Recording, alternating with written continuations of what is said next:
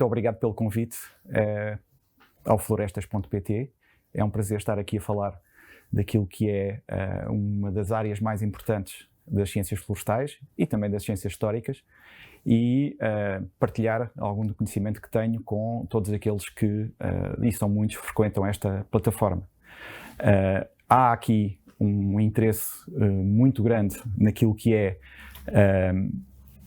o valor da história, do conhecimento histórico para a nossa gestão diária, sustentável daquilo que são os espaços florestais que temos hoje e que herdámos das anteriores gerações. E esta apresentação tem muito a ver com isso, com tudo aquilo que são informações úteis que podemos ter para a nossa gestão diária e para aquilo que é a gestão sustentável dos espaços florestais. Uma primeira definição, convém sempre começar por aí. A história florestal é uma disciplina, como eu já referi, que trata de tudo aquilo que são as interações e tudo aquilo que são as ações, a gestão, as atividades que se desenvolvem nos espaços florestais desde há muito tempo. Portanto, desde que a humanidade começou, de alguma forma, a ter registros históricos e, de alguma forma, também podemos tratar dessas informações que nos permitem conhecer melhor os ecossistemas que temos atualmente. Embora muita da informação da história florestal venha até de fases anteriores e que, através da paleobotânica, através de outras disciplinas, conseguimos saber e conseguimos interpretar aquilo que é a evolução dos ecossistemas florestais na presença do homem. E esse é um valor muito importante para aquilo que são as decisões que temos que tomar. Para aquilo que é, por um lado, compreender os ecossistemas que temos hoje em dia, por outro lado, definir aquilo que são as melhores ações para a sua gestão e, de alguma forma, também termos consciência dos impactos que no futuro poderemos ter nessas áreas. E isto por uma razão muito simples. As florestas são, e a atividade florestal é um processo de longa duração. Nós temos frequentemente ações cujos efeitos apenas se revelam dezenas ou às vezes até mesmo centenas de anos mais no futuro. E as decisões que muitas vezes são tomadas numa geração apenas serão beneficiadas e apenas serão fruídas pelas gerações seguintes. E muitas vezes tudo aquilo que é a atividade profissional de uma determinada geração não consegue ter o conhecimento suficiente para tomar as decisões corretas e por isso é muito importante que com tudo aquilo que são registros históricos, com tudo aquilo que é às vezes memória também pessoal, possamos recolher do passado e transportar para aquilo que são as nossas intenções de objetivos no futuro. Há, às vezes, muito uma percepção de que estamos num mundo muito artificializado, num mundo muito tocado pelo homem, mas se começarmos a entrar no estudo daquilo que são textos antigos, e eu coloco aqui enfim, que tem quase 2000 anos de idade, conseguimos ver que já na altura havia a percepção da profunda intervenção do homem nos ecossistemas florestais. Tertuliano, que foi um autor romano do século II e do século III, dá uma descrição muito viva da transformação da paisagem que já naquele tempo, que já na fase, enfim, do início do período histórico, pelo menos na Península Ibérica, nós tínhamos e que se traduz mesmo por alterações paisagísticas fortíssimas nas zonas das minas, nas zonas agrícolas do Alentejo, mesmo no Algarve. Portanto, há registros de toda essa transformação da paisagem e isso é uma informação que a cada momento em que estudamos textos antigos, vemos resultados de investigações históricas e científicas, nos apercebemos de que há uma profunda intervenção na paisagem e que há muita história sobre aquilo que é hoje a nossa floresta. Numa fase inicial, irei fazer algumas reflexões sobre questões interessantes que têm sido debatidas nas últimas décadas do ponto de vista da gestão florestal, do planeamento florestal, da própria política florestal. E a primeira que, de alguma forma, selecionei tem a ver com aquilo que foi a construção dos espaços florestais que Portugal dispõe hoje em dia e dos recursos florestais que Portugal dispõe. Há uma característica muito importante da floresta portuguesa que partilhamos com muito poucos países no mundo e essa característica é o facto de quase toda a floresta ser de posse privada, o que é muito incomum nos países, seja dos países desenvolvidos, seja nos países em vias de desenvolvimento. A nível mundial, cerca de 80% das florestas são pertença e geridas por entidades públicas. Na Europa são cerca de 40% a 50%, mesmo na América do Norte, nos Estados Unidos, mas em Portugal essa área de floresta pública é apenas de 3%, sensivelmente. E isto significa que todas as políticas públicas que foram tomadas, sobretudo nos últimos 2 séculos, que é o que nos interessa mais na nossa análise, são políticas necessariamente definidas para o proprietário privado, para aquilo que é a gestão privada, a gestão não pública das nossas florestas. E neste slide podemos, de alguma forma, identificar alguns pontos importantes da nossa história recente que moldaram as florestas que temos hoje. Logo no início do século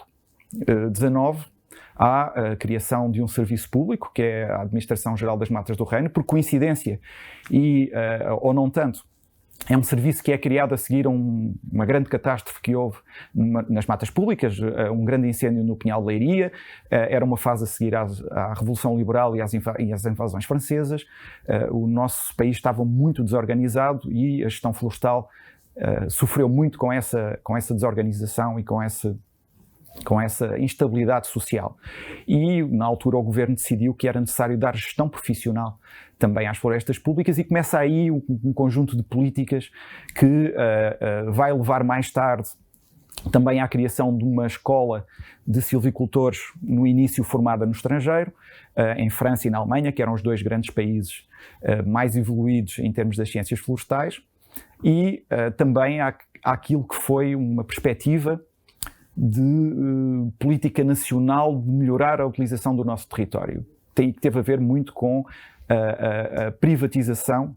e a colocação na iniciativa privada de muitas áreas florestais que estavam ou em regime de utilização comunitária ou em regime de utilização por entidades que não tinham capacidade para fazer essa gestão, designadamente muitas ordens religiosas. E, portanto,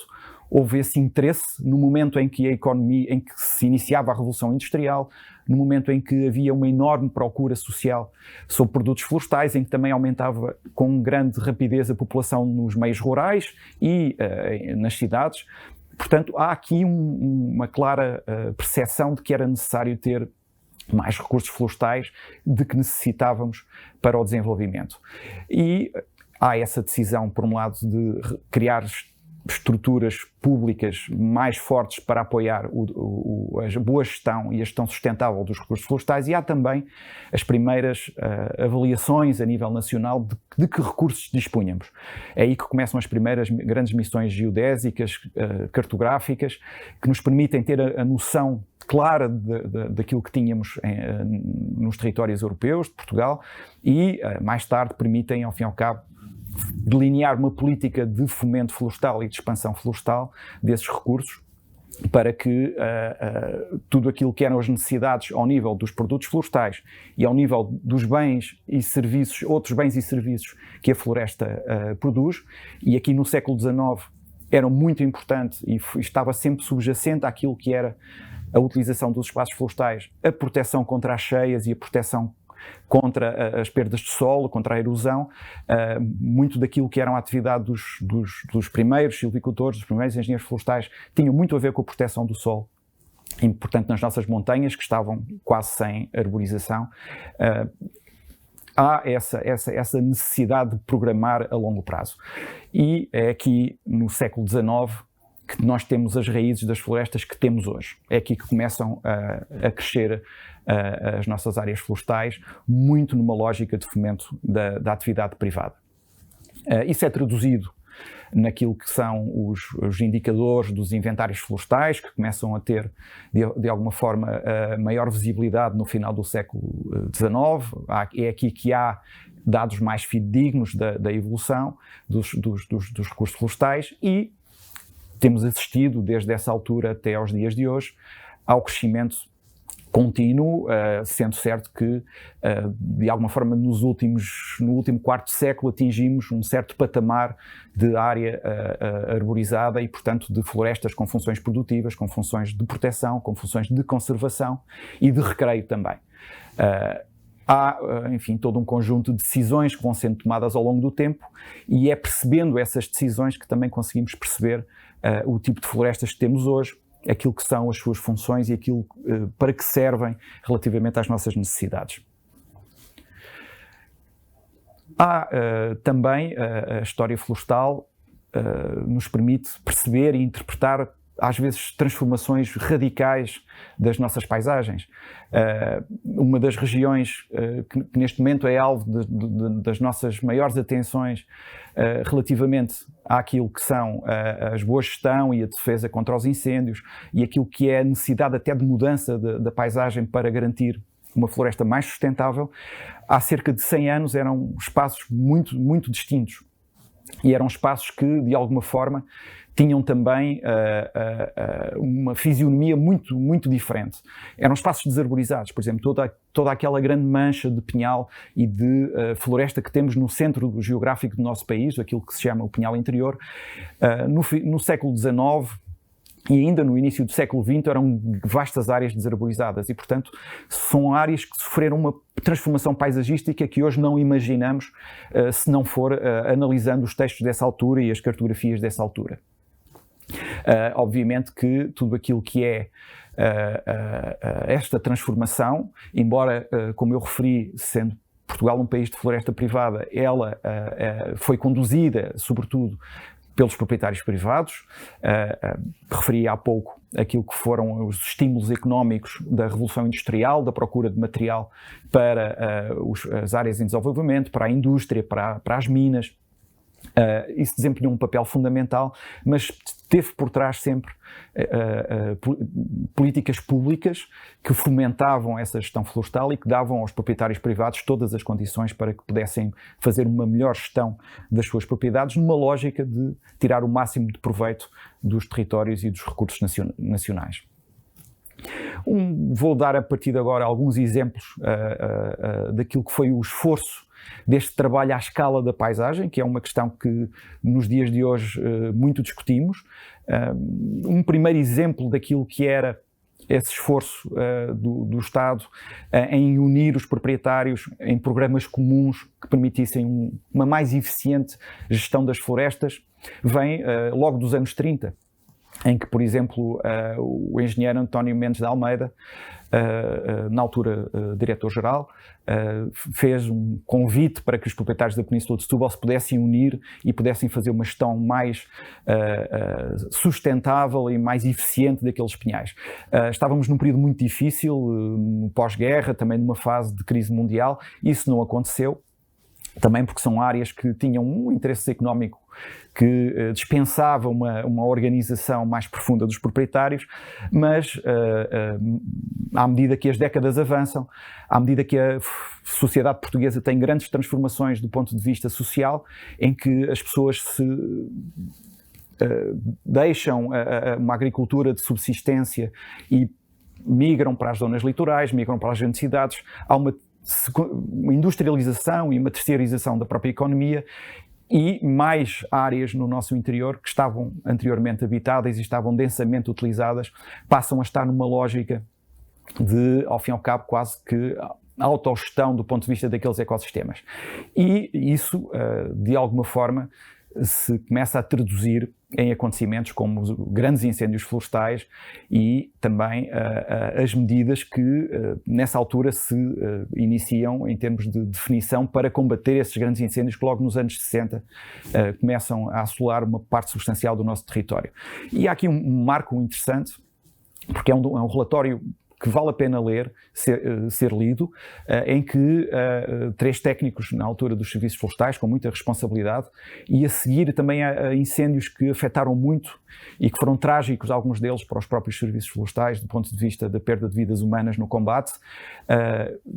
criaram um conjunto de soluções, propuseram um conjunto de soluções que mais tarde não imediatamente, mas vieram a ser adotadas para que se garantisse essa gestão à escala da paisagem. Mas, enfim, os tempos eram outros, muito daquilo que eram as propostas destes engenheiros conhecedores da altura não tiveram a oportunidade de serem executadas, mas o tempo vai evoluindo, a sociedade vai evoluindo e num novo marco histórico para a sociedade portuguesa, que foi o 25 de Abril, abre-se uma nova possibilidade de novas políticas públicas poderem, de alguma forma, afrontar o problema da necessidade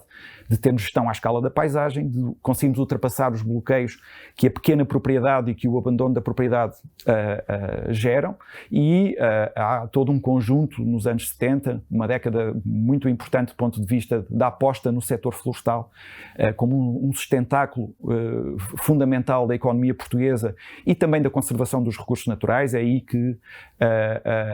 as primeiras áreas protegidas, as primeiras redes de áreas protegidas no início dos anos 70, que se começam a constituir, dizia eu, um conjunto importante de técnicos tem propostas para que houvesse essa gestão à escala do minifúndio. Infelizmente, o país nesta fase também não apostou muito neste tipo de trabalho e quando nesta altura se pôs uma questão muito importante, que era como é que vamos resolver o problema emergente dos incêndios, e relembremos que a incidência de incêndios aumenta muito por alturas também do 25 de Abril, 1975 e 74, mas sobretudo 75, é um ponto de viragem relativamente àquilo que foi o impacto dos incêndios nos ecossistemas e na sociedade, e na altura o país estava perante uma opção muito clara. Como é que vamos resolver este problema? Será por via da profissionalização da gestão do fogo ou será por via do aumento das condições de combate e mais rapidamente, pensava-se, dessa forma conseguimos ultrapassar o problema que estava a nascer? Obviamente que são decisões políticas, são decisões que o historiador, todos aqueles que se interessarem pela história poderão consultar nos diários da Assembleia da República, nos textos técnicos, nos relatórios que eram produzidos, na própria legislação vem muita dessa explicação e na altura apostou-se, é hoje bem claro, apostou-se num caminho, enfim, se calhar mais fácil do combate aos incêndios florestais, do reforço da capacidade de combate e refiro aqui e reforço essa questão, são grandes decisões cujos efeitos não se notam logo. São efeitos que se detectam dezenas de anos mais tarde. E quando nós, já no século XXI, nos estamos a debater com problemas de gestão do fogo rural e de proteção das populações que vivem nos espaços rurais e de manutenção da capacidade produtiva e de conservação da floresta portuguesa, nós temos que ter a noção que estes problemas resultam de decisões que são decisões de há décadas atrás e, portanto, temos décadas de atraso, por assim dizer, face àquilo que neste momento temos que responder e temos que afrontar com boas políticas. E, portanto, aqui um bom exemplo de como, numa altura em que tivemos a oportunidade de rapidamente resolver um problema, obviamente este rapidamente é rapidamente tomar a decisão e esperar que ao longo das dezenas de anos conseguíssemos formatar esse sistema de gestão profissional do fogo, quer na prevenção, quer no combate, simultaneamente, mas não tivemos na altura a presciência de o fazer e estamos agora muito rapidamente a tentar recuperar todas estas décadas perdidas. Mais pontos importantes podemos ter nesta caminhada da gestão da propriedade privada à escala da paisagem, até que chegamos a um momento em que, já depois dos grandes incêndios de 2003, há a percepção de que de facto é preciso levar a uma gestão que seja mais facilmente em que seja mais facilmente atacado o problema da compartimentação da paisagem, da criação de infraestruturas que vão para além daquilo que é a propriedade de cada proprietário minifundiário e, de alguma forma, quase criar grandes bacias ou grandes áreas de gestão comum, numa lógica quase de condomínio, em que cada um pode manter a gestão da sua propriedade, por exemplo, mas deve contribuir e tem que, de alguma forma, deixar que tudo aquilo que é do interesse geral possa ser executado nos seus terrenos e ser, naturalmente, também devidamente compensado por isso. As ZIF, as Zonas de Intervenção Florestal, que, como vimos, foram propostas pela primeira vez nos anos 70, é aqui que tem, de alguma forma, a primeira concretização e há também aqui ao fim e ao cabo, tentativa agora clara de aposta pública para esta gestão comum. Mas, como tudo, há respostas positivas e há respostas menos positivas daquilo que são os agentes económicos que estão no terreno. E detectou-se, ao fim destes anos todos de execução daquilo que foi, por exemplo, os programas de gestão florestal e tudo aquilo que está associado à Lei de Bases de Política Florestal e também desta medida de política que está associada à gestão das áreas de minifúndio, não resolveu totalmente e em 2017 muitas áreas continuam fragilizadas do ponto de vista da gestão florestal. E estamos agora com uma resposta política também muito importante que tenta afrontar aquilo que é a falta desta visão da escala da paisagem na gestão florestal, que é o Programa de Transformação da Paisagem e depois todas as figuras que lhe estão associadas, as áreas de intervenção e de gestão da paisagem, etc., que nós estamos neste momento a aplicar e que terão que beneficiar de todo este conhecimento histórico. Há aqui também, de alguma forma, aquilo que poderá ser uma outra área de reflexão, que muito brevemente vou trazer aqui, que tem a ver com a gestão das espécies não indígenas, que desde o início deste período de fomento florestal, que começámos no século XIX, estamos a fazer e estamos a tentar utilizar para termos recursos florestais que possam suprir as nossas necessidades. E foi muita gente se pergunta o porquê da utilização de espécies exóticas, quando naturalmente também temos espécies indígenas que têm um enormíssimo valor ecológico, desde o pinheiro bravo, as quercíneas. Portugal, apesar de tudo, tem um conjunto importante de espécies que têm uma função primordial nas nossas paisagens e nos nossos ecossistemas, mas logo no final do século passado se percebeu que havia necessidade para responder a questões de procura de certo tipo de produtos florestais ou de certo tipo de serviços, por exemplo, de combate à erosão em zonas severamente erosionadas, em que não tínhamos as espécies com as características corretas para poder afrontar esses problemas e podermos utilizar nos programas de arborização e nos programas de gestão florestal. E aí, ao fim e ao cabo, houve a necessidade de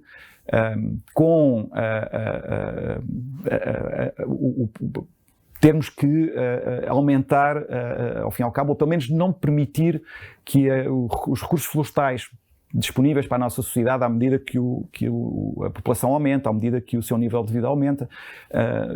aquilo que são as necessidades de recursos aumentam também e, portanto, Portugal, que a partir de uma certa altura também deixou de possuir recursos florestais que tinha nas zonas tropicais, em territórios que na altura geria, tivemos que nos virar para a necessidade de aumentar a produtividade e de aumentar a diversidade de espécies que tínhamos no nosso território.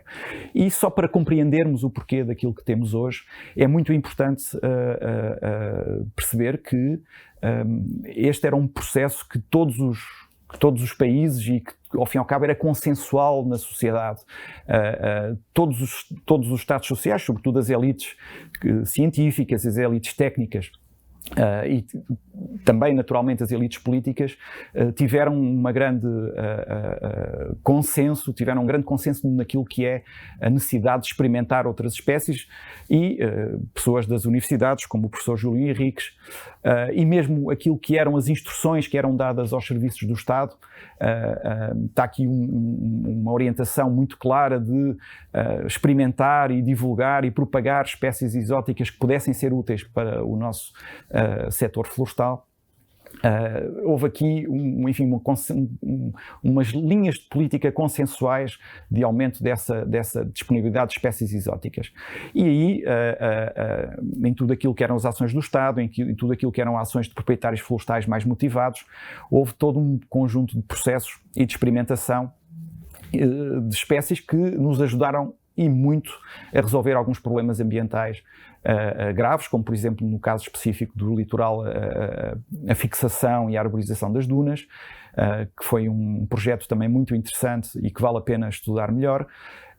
mas também tudo aquilo que eram depois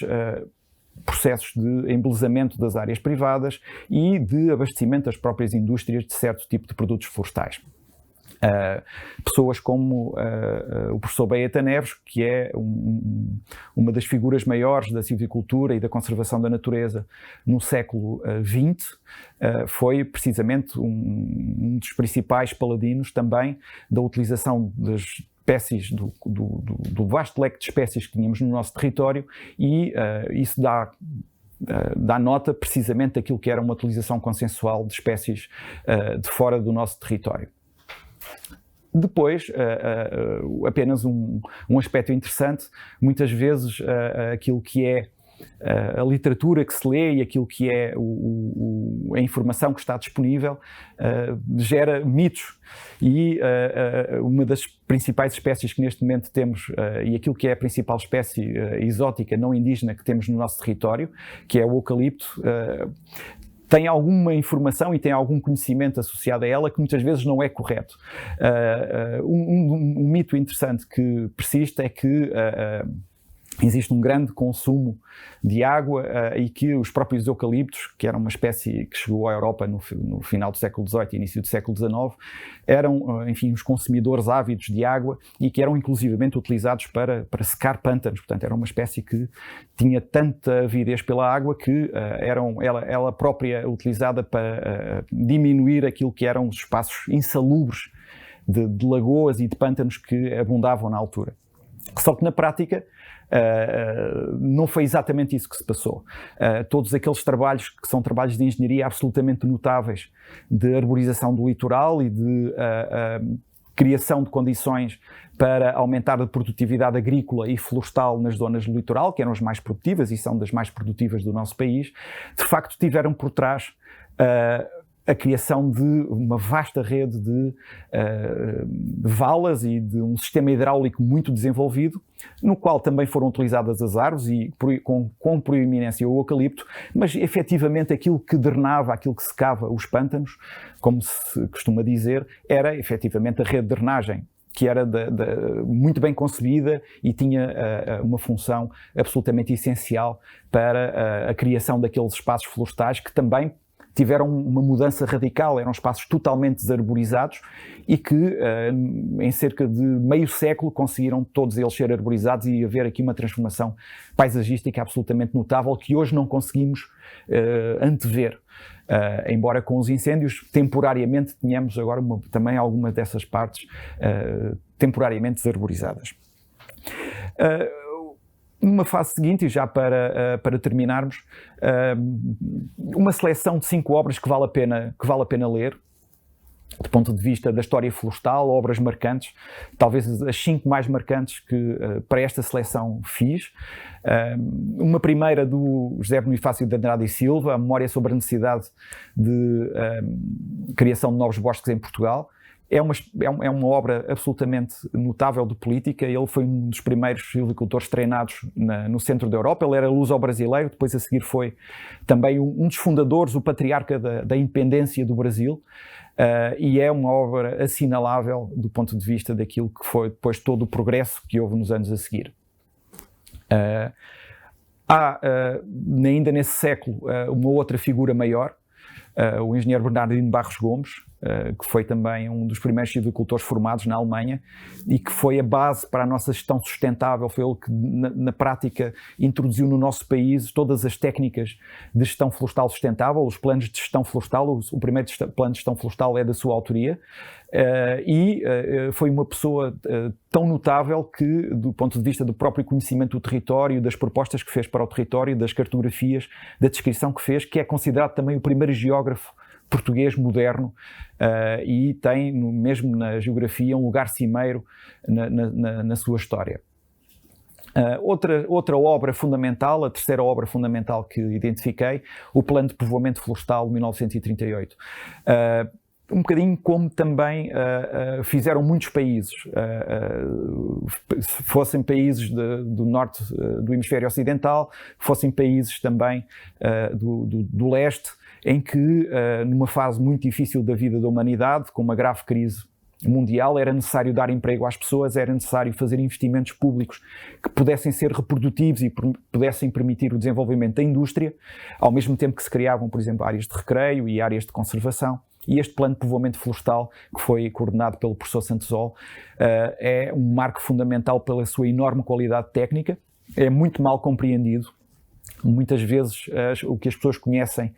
é outras obras laterais, como por exemplo uma obra importantíssima literária do escritor Aquilino Ribeiro, Quando os Lobos Uivam, que se refere muito àquilo que foi o efeito desta execução deste plano de povoamento florestal, que foi um plano a 30 anos, vejam o prazo com que as coisas são planeadas e são executadas, mas é um plano de enormíssima qualidade técnica e que está ao nível do que melhor se fazia no mundo na altura.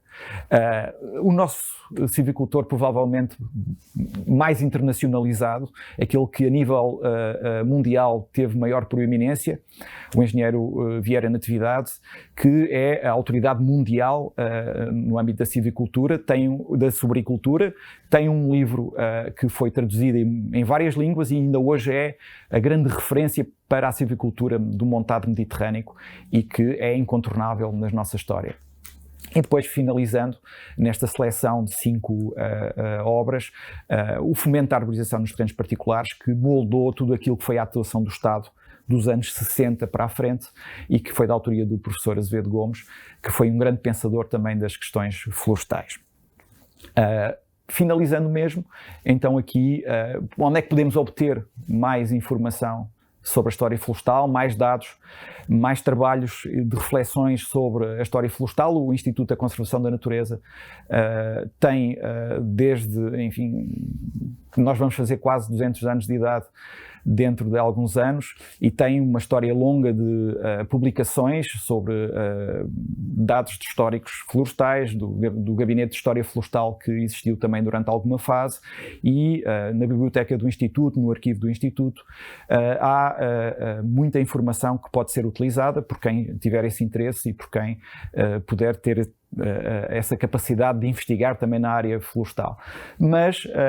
há um conjunto alargado, muito alargado de instituições públicas como universidades, outros serviços públicos, a Cinemateca, arquivos públicos e também muitas entidades privadas que, do ponto de vista daquilo que é a sua função na área florestal, vão mantendo arquivos e vão publicando também